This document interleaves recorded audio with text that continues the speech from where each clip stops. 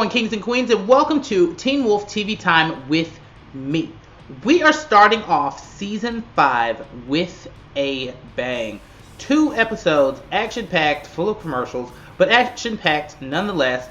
We need to talk now. There is tea to be spilled about Teen Wolf right now. We need to get going. And as usual, we can't start off anything nice. We have to start off at frickin' Icon House, where all things that are happy go to die. People are crazy, people are locked up, there's a guy with a third eye in his forehead, Peter's there somewhere. Like, why are we here? Like, why couldn't we start off on the lacrosse field, somebody getting a hug, like somebody being happy? No, we have to start off at Icon House, where like death and misery go to procreate. And to make matters worse, Lydia is there. We committed her for some reason. Why has she been committed? I don't understand. And why that nurse with the bad 90s perm mullet thing is really like trying to break her. Maybe she wanted to take a shower, a long shower. It's probably gross in there, and the water's probably not that warm. But she's, I can't. Like, I'm so flustered that we are always torturing Lydia that I don't even know what to say right now. Like, I'm upset. It better be a damn dream. Like, I can't do it. Why is there always like a freaking pervert too? Like, every time somebody gets locked up, there always has to be one pervy guy who's like, oh yeah, you smell pretty. I want to stick you with stuff that's not necessarily a needle, but potentially my penis. Like, bro, chill out. That is not necessary to do to somebody, especially when they are in a fragile mental condition. But don't worry about Lydia though, because clearly somebody somewhere has taught her some tricks with her like banshee screams and like her roundhouse kicks, because she kicked ass and she fled the scene like she needed to do when she first got there. I am still blown that her parents committed her, because it had to be her parents. Or maybe not. Maybe like the law committed her. I don't know. She's been acting crazy lately, but like everybody knows, like in her social circle, so I don't know why or who would have committed her. Like, I don't like starting off a season with more questions than answers. I don't like it. It's like a season finale all over again, except it's a 2-part season premiere. Like, what are we doing? Is that Aiden? Or the other one? I honestly can't remember which twin died. I think it was Aiden, because him and Danny had the conversation. So yes, it's Aiden. What is Aiden doing? What's the other twin's name? I wish I could remember. Sorry. I love that now that Scott's like a true alpha, he's just so chill through the full moons. Like, he's just laying on the hood of the car looking out like, oh god, it's so pretty. While little baby Liam is chained to a tree, ripping his hands to shreds as he lies and says that he can control himself, when clearly he can't. He's barely through puberty, so how do we think that we can control the change of a werewolf when you can barely control like the octaves in your voice, young man? Okay, so it looks like the future love of my life, Deputy Parrish, has been put on desk duty for whatever reason. He and the sheriff seem to be butting heads a bit, which led to like a awkward blowout, which led to him getting sent on a noise complaint, which is obviously not just a noise complaint because it's Beacon Hill, so clearly somebody is going to try and murder him in the next few minutes, obviously, which is what happened. But let me ask you this. As a police officer, I don't have much experience, I'm not a cop, but I'm going to ask this question anyways. Usually when you go towards the danger, why would you put your gun away? That doesn't sound like sound logic to me. It actually sounds like you're an idiot. Like, usually you point the gun when you think the danger is near. You don't put it away. Or release like a leaking rave wolf glow stick taloned monster upon the world. Typically, people don't do that, especially not people who are here to protect and serve. Maybe Parrish is just a little confused as to what his duties are right now, since the sheriff did kind of rework his job code or something. I don't know what happened with that. But, yeah, it's not looking so well for him right now. But I will give him this. He is a ride or die for taking those claws to the chest and the face without telling the Rave Wolf where Scott was going. I think it's cute how Scott's pack is like a little family, with him and Styles being the mom and dad and Liam being like their little baby, because they're constantly fighting over how to raise him and like what to do with him, and like telling him to stay in the car. No, we're gonna get struck by lightning, but don't get in the car. We're ignoring you right now, Liam, because we're fighting. Like, your mother doesn't know what she's talking about right now, but I it's just a mess, but it's like a lovable mess to offset the fact that I'm still pissed that they institutionalized Lydia Martin. That's still a problem for me. Somebody will have to explain that at some point. I will give you about 2 episodes before somebody tells me what's going on before I get pissed. Okay, so is Malia doing like werewolf coyote CrossFit or something, lifting trees and stuff? Why is she randomly with her dad now? I don't remember her going back to him last season, and if she did, like, why does he just know that she's a were-coyote? Why is he randomly okay with it? Did he join like the PTA of like werewolf and supernatural creatures with the sheriff and Melissa and all the rest of them? I don't understand. And what's a season without Melissa potentially getting murdered just for trying to live her life? Like, she just comes home and she wants to tell Scott that there's no money and there's no food, so you should probably like take up filter feeding or something because I can't feed you. And yet she is in harm's way and she doesn't even know it. The Rave Wolf is breaking those glow sticks like ready to claw your throat out, girl. You should probably abandon ship and abandon ship quick. Okay, so I'm all about being connected and being a part of the world. Like, my cell phone is here with me right now. But I don't think that I have ever been in such dire straits for a cell phone signal in a rainstorm that I want to stand on top of a car, like I said, during a lightning storm, and search for signal so that I can get to school for like some sanctioned event. Like, I understand that Scott's milkshake brings all the girls to the yard, but him and his alpha dick will be there when you get there. Like, calm down. He's not going anywhere. It's all right. It's cool. And then here we have Scott McCall being the puppy pack leader that we know him to be. Liam is all upset because he doesn't really know how to control himself. And yet, Scott is like, baby boy, it is okay to not understand how your powers work. We all went through it, except Styles. And we just love you and we will not judge you. We're gonna hug you and it's gonna be great. And here comes the high school logic. Oh, you didn't send the right text before she went on summer vacation, so obviously she thinks that we can bang other people. Stop. Kira's like freak flag for Scott flies harder than anything I've ever seen before. So he could probably full on punch her in the throat and say, I never want to see you again. And she would still come back wanting more. So I don't even know why they're having this conversation. Is somebody going to explain to me, which I say a lot, like, so I always want somebody to explain something to me, but then it never happens. Anyways, is somebody going to talk about why it's socially acceptable for a kid who just broke and entered into somebody's home to be blatantly threatening to murder the sheriff in the precinct, and everybody is kind of cool with it? Like, the sheriff didn't get upset. He just kind of stood there. The deputies just kind of drug him away, but like nobody... Like, a swift chop to the throat or something would have been sufficient, but maybe I want too much. Well, we keep seeing the hashtag, what is Parrish? Apparently he's smoking hot. Haha. But, so has Melissa been sitting in the library studying, like, supernatural lore and stuff? Like, why does she want to set Deputy Parrish on fire? I understand that he rose from the ashes once before, but I don't think setting people on fire is like an experiment that you do when you want to see if they heal, because it could be dramatically not what you need to happen. But I love how nothing can penetrate his rough man flesh. The talons of Rave Wolf were nothing compared to the rock-hard chesticles that he possesses. Am I watching The Notebook right now? Kissing in the rain and stuff? Well, Rave Wolf is clearly sexually repressed because he is crashing Scott and Kira's little party up under the overpass. Rave Wolf continues to be a bitch. More at 11. I still don't really understand, like, Malia's schooling and, like, how any of that is working. Because when she went missing at, like, 6, she should have been in, what, like, 3rd grade? 2nd grade? Something like that. But now she's back in a human after being a coyote for so long. And she's magically, like, trying to get into her senior year. I don't understand, like, where did they find some transcripts? Did they make them up? I don't get why she's still, like, in high school. Like, she should be at least in an alternative school or something. I understand for the plot and, like, Styles needs a slam piece. But I don't get that logic, like, how did she fake it to high school? I don't get it. I understand that Styles wants to keep his friend group together. We all went through it in high school. We went through it in college. But, like, you're being hella clingy right now, and it's not a good look.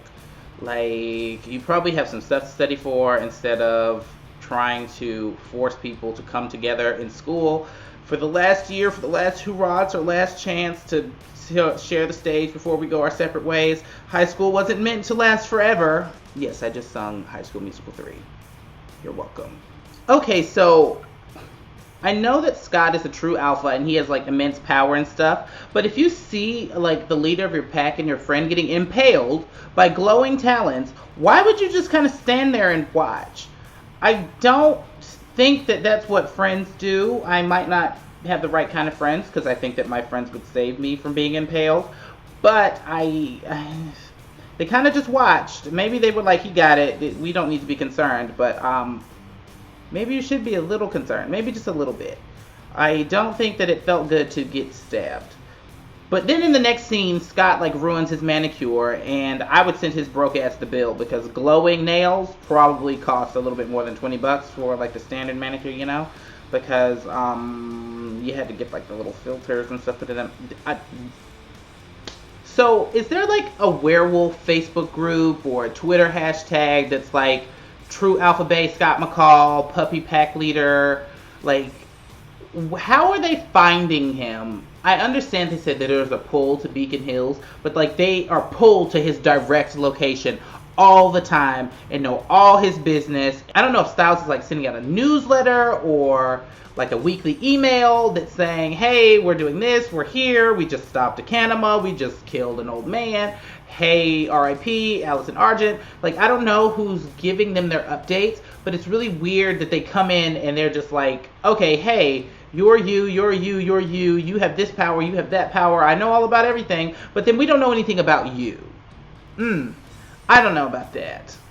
Theo literally looks like he is airbrushed, and it's really endearing but really weird at the same time, because I don't think that I can find myself being afraid of him because he looks literally like he just stepped out of a magazine, like with the Photoshop and all. Wait.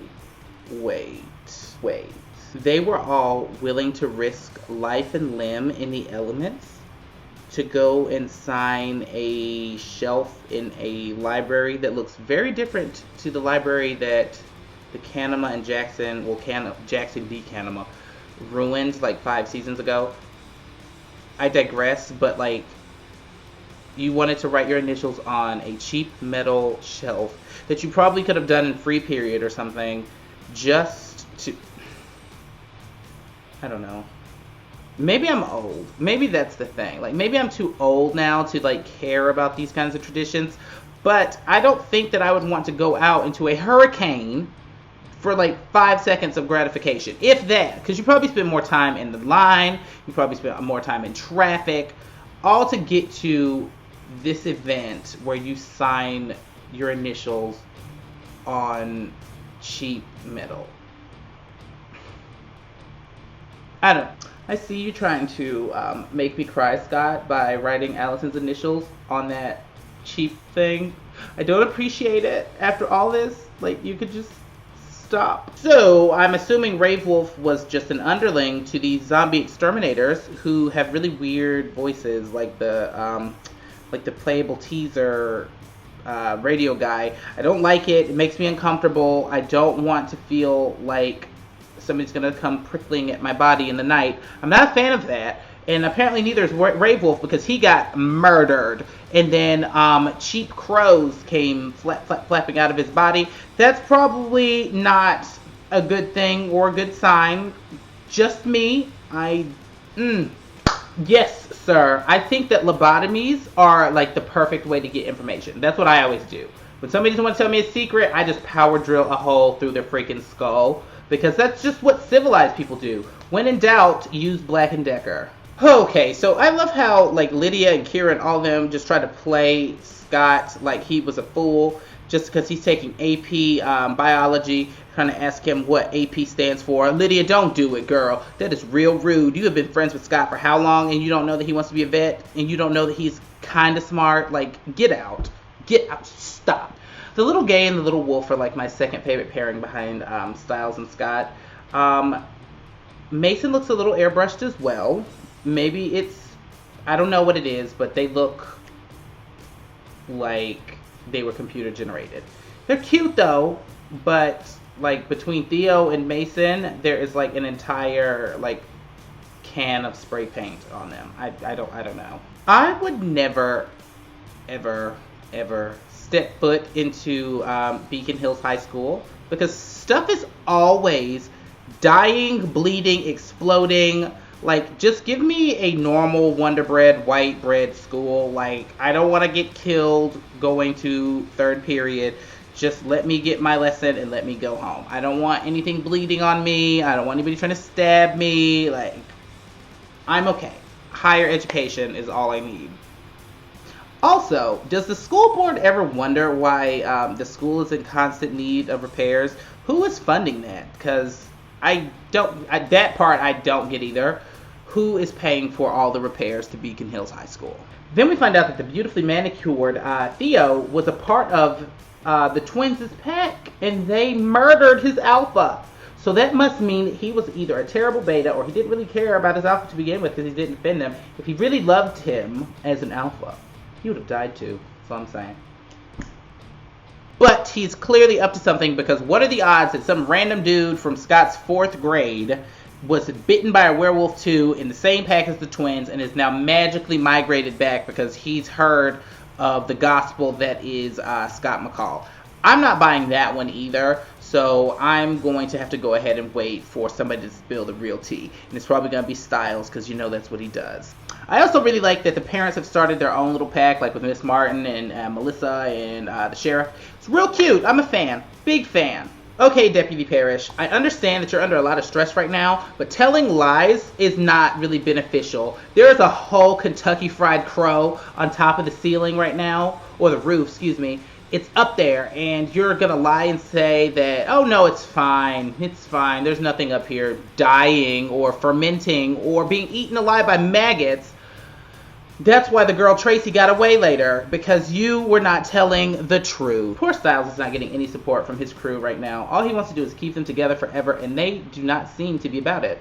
I really like the idea of Lydia and the deputy being an item, but something about their ages really throws me off, because I know that Ryan Kelly and Holland Roden are the same age IRL, but in the show, Lydia is 17, 18, and the deputy has to be like somewhere between like 25 and like 30-ish. That's not a good look for me. I don't like that. I don't know why Liam is freaking out about telling Mason that he's a werewolf. He already saw, like Styles said, all the stuff that went down. So it's like, you're gay, I'm a werewolf. It's cool. Let's do it. Let's make a run of it. I really love that Styles considered that DNA test as a viable option for a second. Like he was saying, maybe if I go to the back of my truck, I can rig something together. No, you don't get to do that. No. Yo, I don't know that I would want to join this pack because people have a tendency to die. Pretty gruesome deaths at that. Boyd, Erica, Allison. Or they get removed from the show, like Jackson or Derek. Just saying, there's not a good future in being a part of this group. You should probably not go down that road. I think it's funny that the girl's dad was like, I won't let anything happen to you as I leave you home alone. And while I think that Scott's actual personification of Sailor Moon, believe in everybody's got good in them thing is cute, Styles was possessed by a demon, so I think that it's fair for him to be a little bit skeptical about letting new people in the group. Especially ones that come out of nowhere and just are like, hey, I'm here, I'm ready to fill out my membership card. No.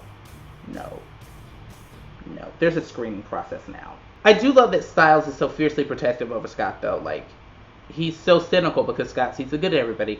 That is actual real life friendship, because there are people in the world who are so good that they have to have somebody who is a little bit cynical to guard them from the horrors of the world. I do like that they're like that. That's cute. I'm not really here for the catatonic girls shambling in the background. Go back home, girl. The crows will get you. Why is the high school always unlocked?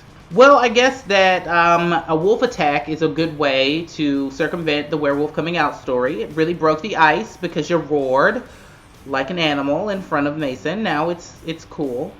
But it was kind of strange that Mason just was like, oh snap, you're a werewolf. Like, oh my god, this happens to me all the time. Like, again, Liam.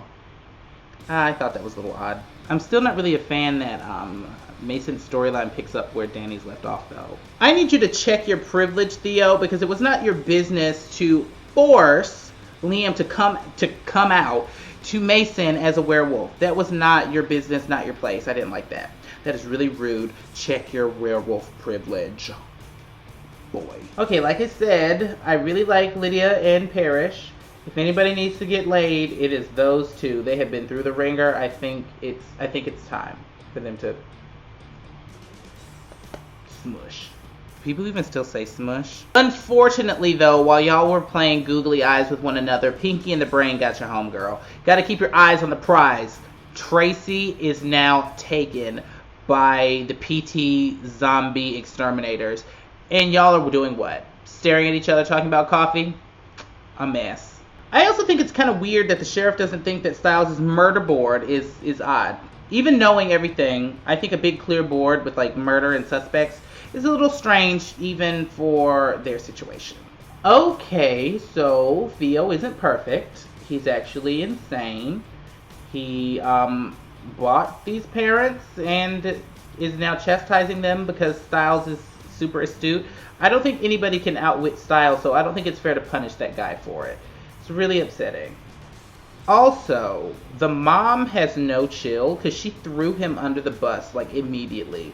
And then the subtle shade that she threw when he picked up the hammer and she slid her hands under the table. Gold. Look out for yourself, girl, because ain't nobody else going to do it for you. But that looks like that's all the time that I have for today. I'm super excited about moving through the season with you guys. It's going to be great. Some good stuff is going to happen. I can feel it. So until next week, slay the day. It'll be okay. And I will catch you later on Teen Wolf TV Time with me.